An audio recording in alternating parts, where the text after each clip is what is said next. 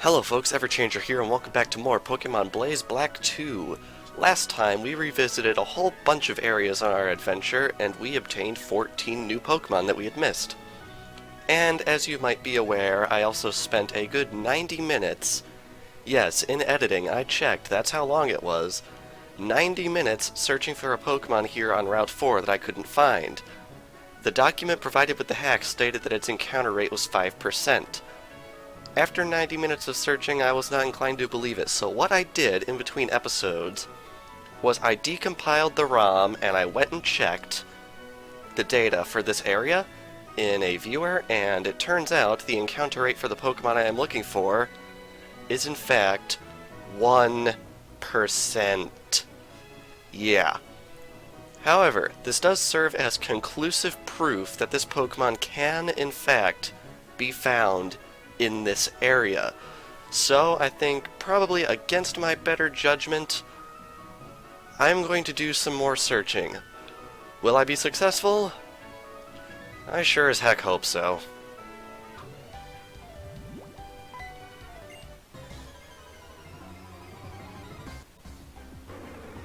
Oh my god. I have been keeping a little counter on a sticky note on my desk right here of encounters.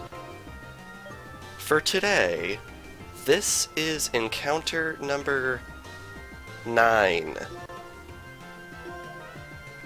Well then, what the crap was with last episode? Oh my god! I was here for 90 minutes last episode and I saw a diddly squat of this thing. Oh my god. Sorry, it's just, I was expecting to be here for at least 2 hours. I mean, I'll take it, but oh my god. It actually happened. This is the first 1% encounter I think I've gone for our entire adventure. And I'm really not inclined to do it again. Gotcha, Relicanth was caught. Screw you, Relicanth. Oh, you caused me so much grief. A rare Pokemon, yeah, I'll say. Discovered during a deep-sea exploration. It has not changed in over 100 million years. You wanna know what the biggest kick in the teeth is? This Pokemon had a 60% encounter rate in the original game. Yeah. Okay, so now that we've got that one, we are heading off to the Relic Castle, but not before I save about a half a dozen times, because my word. Alrighty, here we are in the Relic Castle. Now, you may remember this place from my failed attempts at procuring Larvesta. Well, I went and looked in the game code again, and I discovered that it has a 2% encounter rate on the basement floor of the Relic Castle. So, with this knowledge in mind, let's see if we can finally get it.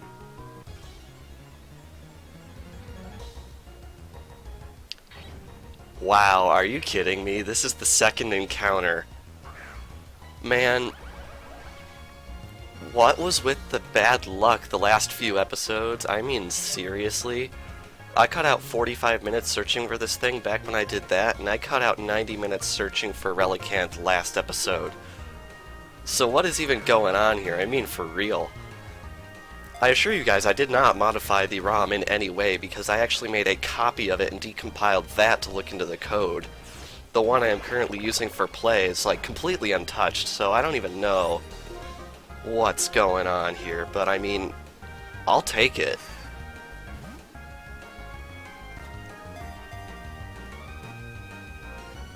Critical capture for good measure. Larvesta was finally caught. We have had our revenge.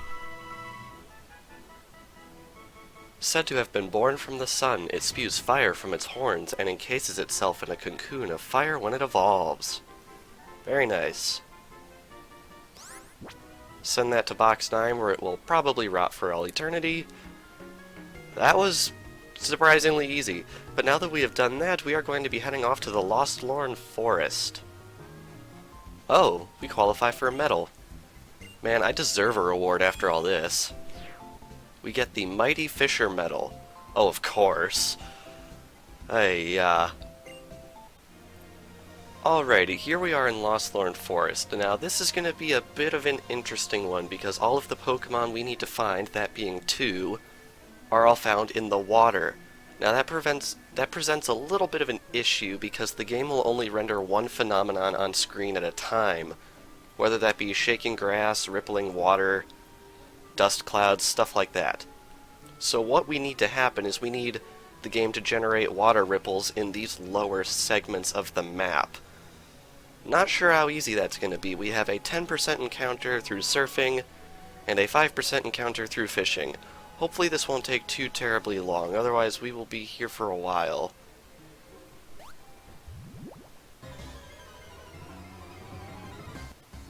Aha, here's one.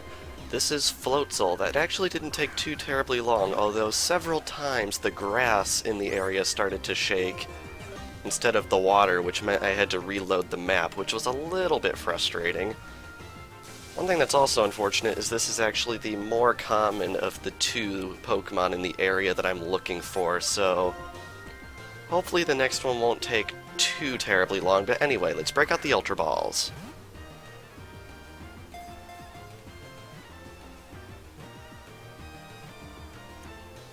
One throw, nice. Floatzel was caught. As you might imagine, this is the evolved form of Buizel. It is a common sight around fishing ports. It is known to rescue people and carry off prey. Very nice. Alrighty, so now that we've got that one done, we now have one Pokemon that I would like to find by way of fishing in the dark spots. Hopefully this one goes a sight better than the last one.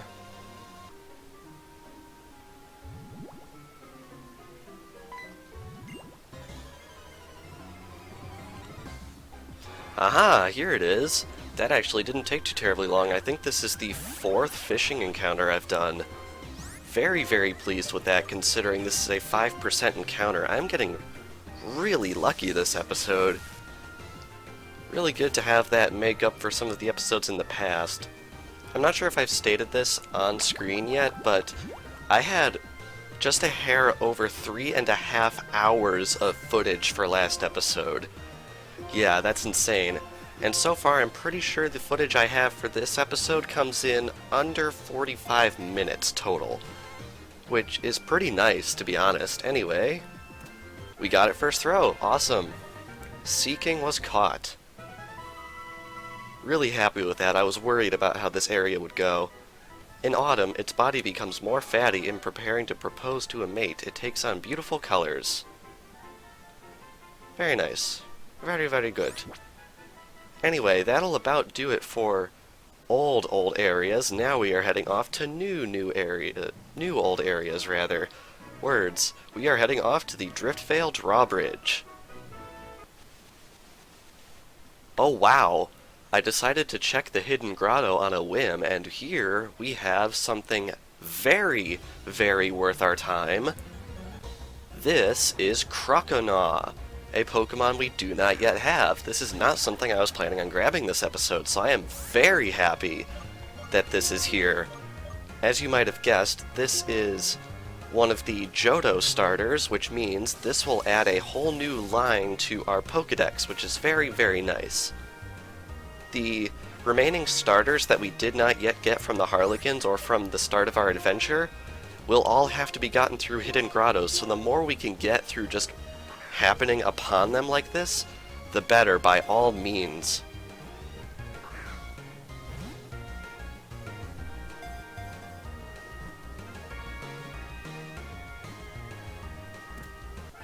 Very nice. Croconaw was caught. I believe that is all the water starters we can get through the Route 5 hidden grotto. In fact, I think that might be all the starters we can get, period. Once it bites down, it won't let go until it loses its fangs. New fangs quickly grow into place. Very nice. I have a soft spot in my heart for Croconaw because Totodile is actually the first Pokemon I ever had. Sentimental stuff. Anyway, this is the main attraction, the Driftvale Drawbridge. As you can see, these shadows of flying Pokemon will randomly appear on the bridge, and inside there can either be one of 6 items, those being the feathers, either a pretty wing, which does nothing except sell for a high price, or 6 other types of wings. When applied to a Pokemon, they will raise their base stats, which is very nice. But, also, Pokemon can appear in this, and that is what I want to find. Unfortunately, didn't get one that time. Luckily, all the Pokemon here are relatively common, so I don't expect to spend much time here.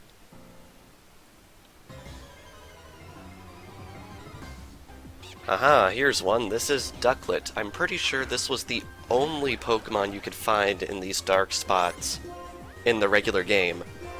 Now, I might as well point out, it seems that the probability of finding wings in these dark spots is far more common than finding Pokemon, because I have gotten probably about 25 to 30 wings running around here. Luckily, they regenerate incredibly quickly, so I haven't been here for too terribly long, actually. But I was here long enough to be reminded of an interesting little Easter egg involving Driftveil Drawbridge that I feel like very few people know about. If you stay on the bridge for an extended period of time, you can hear special sound effects around the drawbridge. For example, just earlier, I heard the sound of an airplane flying overhead. You might have noticed an NPC nearby mentioning that this bridge is also known as the Charizard drawbridge. I've heard tell that you can actually hear the cry of a Charizard if you stay here extra long. Really interesting stuff. I feel like very few people know about this Easter egg. But anyway, they are better at swimming than flying, and they happily eat their favorite food, peat moss, as they dive underwater. Very nice. Just 2 more to go.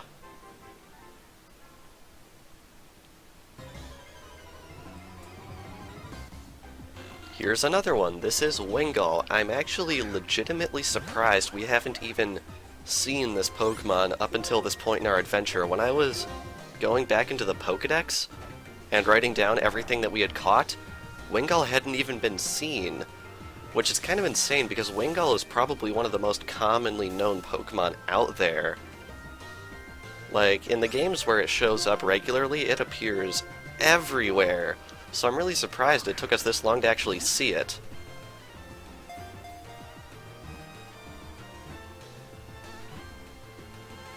Luckily, it is not at all difficult to catch, and we have done so already. Very good. It makes its nest on sheer cliffs. Riding the sea breeze, it glides up into the expansive skies. Very nice.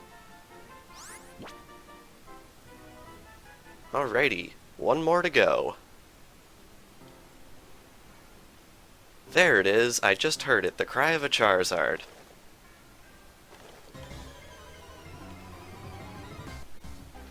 There it is, finally. The last Pokemon I was looking for is Swablu. Even though this thing had a 20% encounter rate, I've actually been here for quite a while. Although it doesn't really bother me that much because I've gotten just so many of those wing items. Once we're out of this battle, I have to show you my inventory on these things. But while we're here, I might as well explain exactly what the deal is with the wings. The way the wings work is all of them may be sold for 1,500 Pokemon dollars, except for the pretty wing that only sells for 100 Poké dollars and has no other use. However, as a result of this fact, the wings only raise 1 effort value in every stat. If you don't know what an effort value is, I highly suggest you look up on Bulbapedia because it is a very, very lengthy explanation. I'm going to divert myself here. For some reason, it likes to land on people's heads softly and act like it's a hat. Oh, that's adorable. Anyway, the deal with the wings. They only raise 1 effort value in their given stat. However, the HP vitamins, such as Carbos, Zinc, etc., they all raise your effort values by 10, which means if you sell only 7 of these wings, you can afford to buy one of those vitamins at the store, basically netting you a profit of either EVs or money, depending on how you're going to look at it. However, the vitamins have a limitation. The vitamins will not raise your EVs past 100. However, the wings will raise your EVs all the way up to 255. So if you have a stat with less than 100 EVs, selling the wings and using the profit to buy vitamins is the way to go. However, if you have more than 100 EVs, keep the wings and use them on your Pokemon, because they will still do stuff beyond 100 EVs. Very interesting stuff. Just look at this inventory I've managed to accumulate. 9 Swift Wings, 6 Clever Wings, 14 Genius Wings, 9 Resist Wings, 8 Muscle Wings, and 13 Health Wings. That is insane, and I really have not been here all that long. So if you're looking for a way to quickly raise stats and or save money depending on your outlook on life, this is 100% the way to do it. Anyway, now that we are done here, we are going to be heading off to Route 6. Alrighty, so here on Route 6, we've got quite a bit of catching to do. We have 3 Pokemon found in the normal grass, 2 in the shaking grass, and 1 in the doubles grass to start out with, and then we are going to be moving on to the water Pokemon. First off, if we can get over to it, we got a wild encounter first. Wasn't anything of interest, so we're just going to walk right by, try not to get spotted by the breeder. Right here, you might not have noticed, there is a hidden grotto. So let's see if there's anything of use in here. Ooh, this is definitely worth coming in here for. This is Grotto, the evolved form of Turtwig. Do we actually have Turtwig? Let me check my list. We do, so this doesn't actually give us access to a new evolutionary line. However, I still want to catch it anyway because that's one less Pokemon that we have to evolve.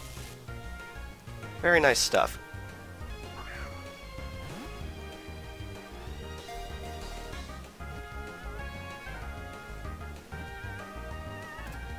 Very nice. Grotto was caught.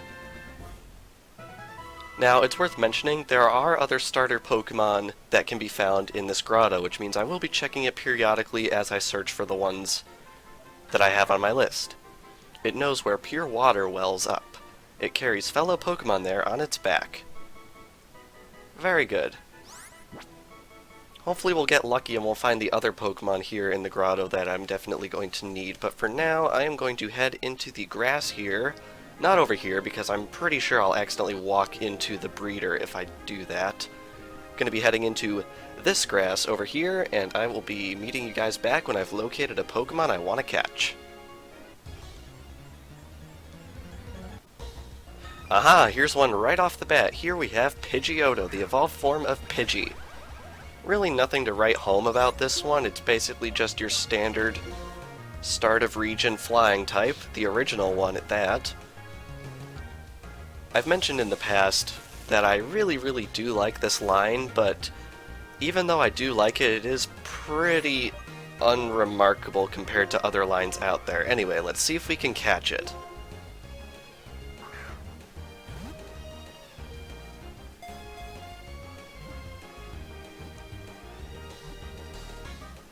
First throw, very nice. I'm liking this luck this episode. I don't know where it was in the past, though. It flies over its wide territory in search of prey, downing it with its highly developed claws. Very cool. Alrighty. Making our way through box 9 here. Couple more Pokemon to get, let's see what we can find.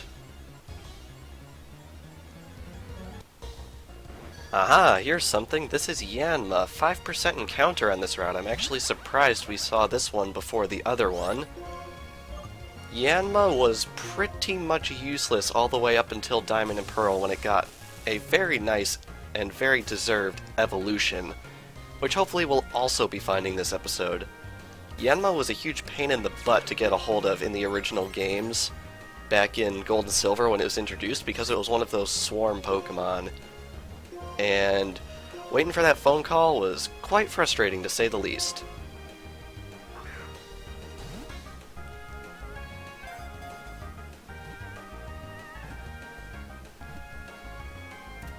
First throw again, very good. Yanma was caught.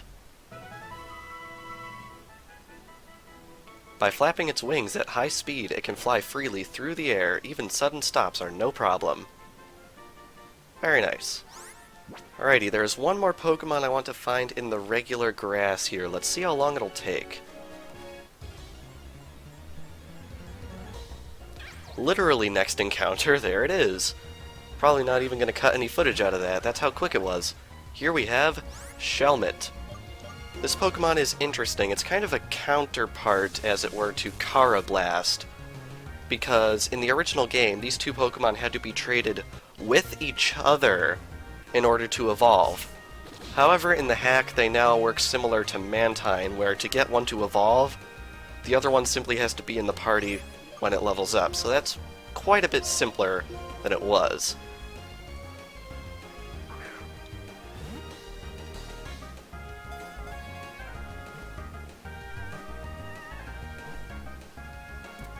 And again with one throw, I very much appreciate that. Even more data for our trusty Pokédex. When it and Carablast are together, and both receive electrical stimulation, they both evolve. Yep, that's exactly what I was talking about. Very nice. I think what I want to do is I want to go for the Shaking Grass Pokemon next, so let's see if we can find them.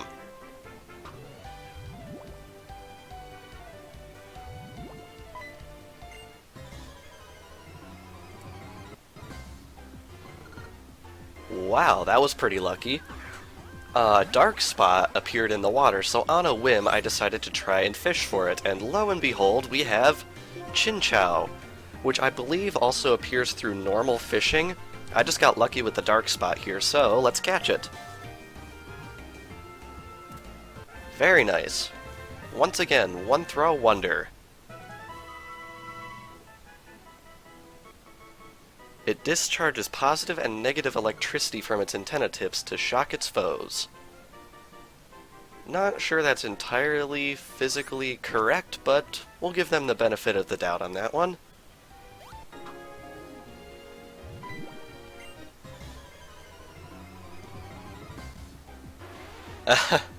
Another dark spot showed up, and yet another Pokemon that we do not have showed up. That's quite impressive, actually. I'm very happy with that. This is Shelder, which also appears through normal fishing, however it also appears in the dark spot, and that's where I happen to find it. So, pretty normal water ice type Pokemon here, although is Shelder ice type before it evolves? I don't actually remember. Anyway, let's try and catch it.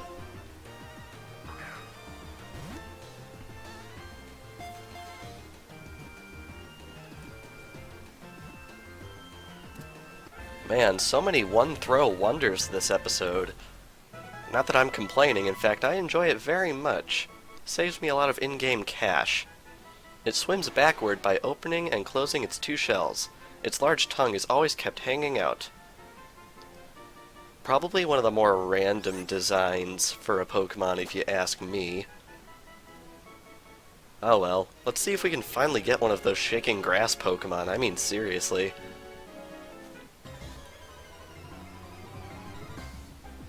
Bingo, here's one.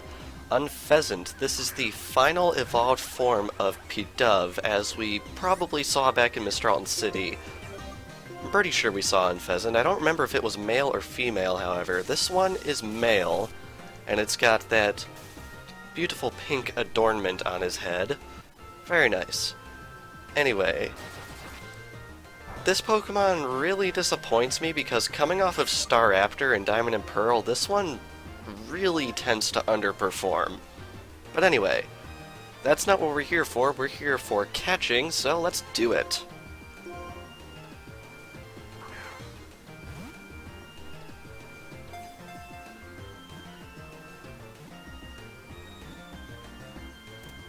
Okay, that one took a couple tries, but I'm not really surprised at that considering it is a fully evolved Pokemon.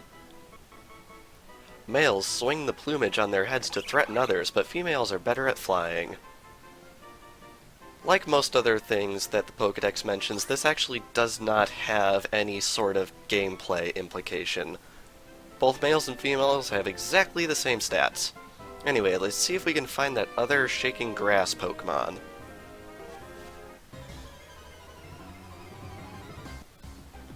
Wow, that was actually incredibly quick for a 5% encounter. This is Yanmega, the much-deserved evolution of Yanma. Not too terribly much to say about this one because I've never personally used it, but I know some people that have, and those people that have used it seem to like it quite a bit. Of course, it's packing speed boost, which is a little bit unfortunate. Let's see if we can paralyze it. Luckily, detect fails, which means we're going to get off the paralysis. Very good. Seriously, I'm pretty sure this paralysis has saved my butt several times on some captures here. Let's see if it can save me on this one. Let's try and catch it.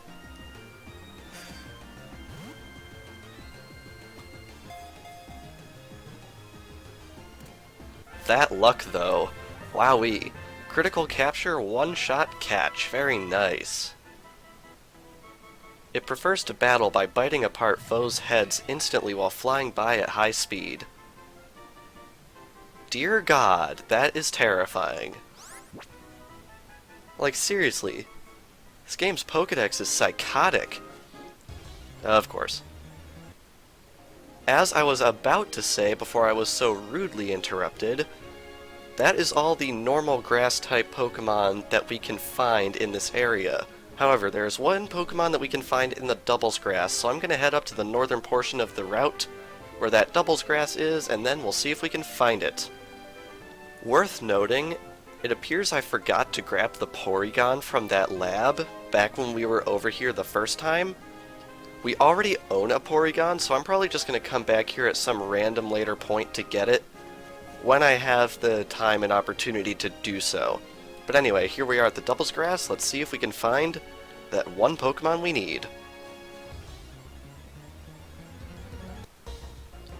That was very quick. This is another 5% encounter. This is Mr. Mime. And, as you have probably already aptly noticed, it is female. No, that isn't just the game being stupid. It was actually the localizers. Because back in Generation 1, Pokemon did not have genders. Mr. Mime's Japanese name is Barriered. Mainly called that because it likes casting up stuff like Reflect and Light Screen, which are barriers.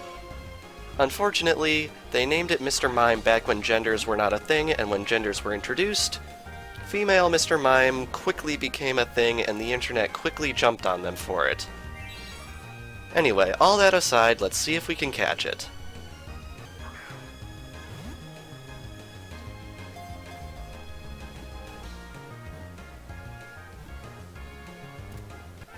Very good.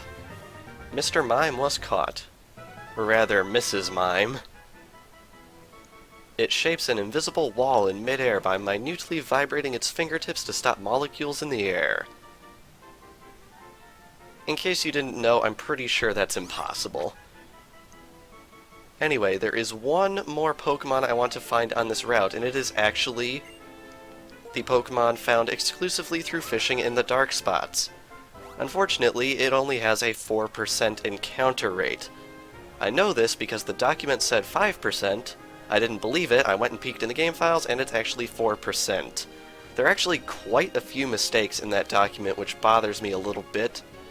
So I'm probably going to be making a full guide on encounters once the Let's Play is over.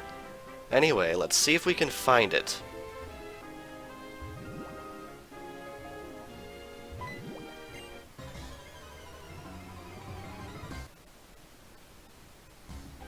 That was a beautiful lag spike, signaling that here we have Lantern.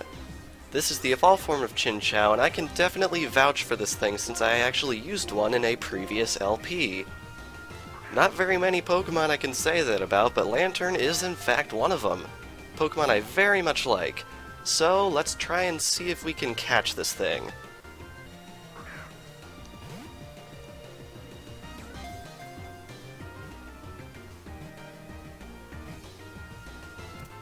That didn't take too terribly long. Lantern was caught. Very nice. Last Pokemon I wanted on this route. Lantern's light can shine up from great depths.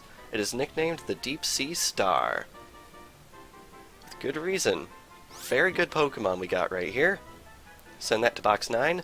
However, we are not quite done with this episode because there is something I would like to point out over by the entrance to Mistralton Cave. Ignoring the sprite behind the curtain, here we have a second hidden grotto on Route 6. Very significant. Just wanted to run in here and see if there is anything in here. There is. We have damp mulch. I believe we encountered a man in the Stralton City that would buy this, or maybe it was a woman. I don't actually remember. But anyway, now that we have done all that, I think we should fly back over to Driftvale City and end off this very, very successful catching episode.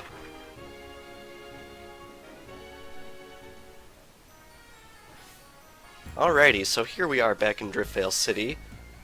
Going to run in here and heal up really quick. I'm flying back to Driftvale City because next time we are actually going to be heading out to the Relic Passage and the lowest areas of the Relic Castle. Because there are quite a few Pokemon down there that we do not yet have that we're definitely going to be interested in.